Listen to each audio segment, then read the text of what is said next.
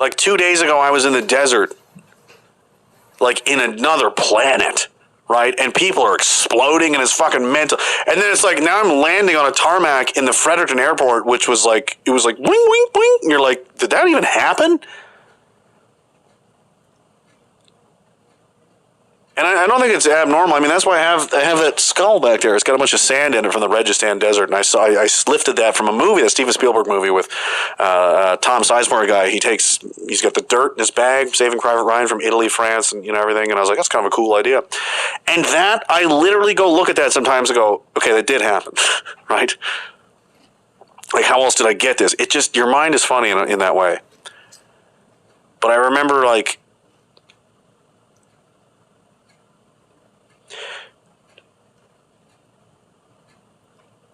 that was the only time. There's a couple of times, and I didn't expect it. It just kind of happened to me. Like, it wasn't like it just hit me like a surprise. On the plane, I can't remember who's next to me now. I was at the window, right?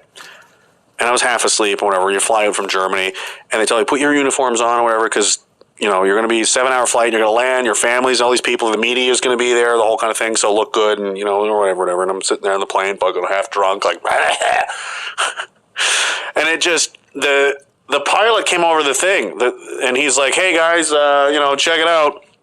I'm like, what? And I look out the window, and there's a fucking F-18 there, all loaded to the, just being dope. I'm like, cool, you know? And there's one on either side, and they were just like, welcome back to Canada. Like, the pilot called on the thing, man, and it was like being welcome home by your family, you know?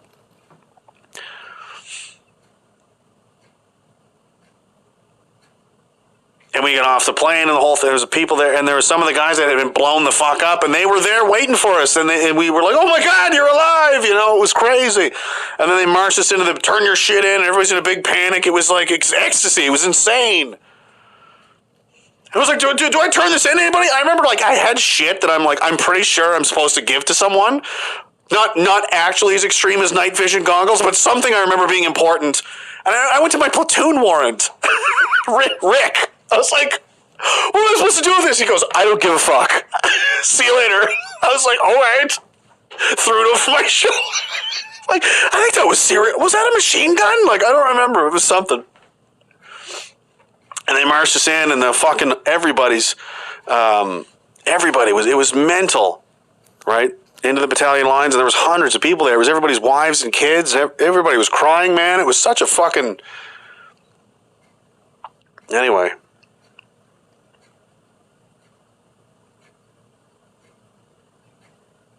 That was a moment in my life where I was like, we exist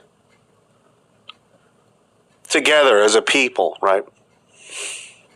Me and those guys and they and I and our friends and our family and everybody, the fucking Air Force pilots, we all pulled together to do a thing, and we fucking made it out alive, most of us, right? So it really, really upsets me when these people that don't know a fucking thing, they don't know what that feels like. They never touched that. They don't know it exists. Oh, Canada's just an idea. It's really a post-national state. No, it's not. No, it isn't. Fuck you. As long as I'm around, I'm going to make sure everybody knows that. Come take me out, bitch. I don't know what spawned that, but anyway, Cormac Kerr says widespread acceptance of abortion has stoked this hatred for the unvaccinated. Think about it. If you can kill a person because your ordinary unplanned pregnancy is inconvenient, then you can do anything. That's not a religious conclusion. An opinion is based in molecular biology and embryology. I have to admit that my opinion on that has changed quite a lot since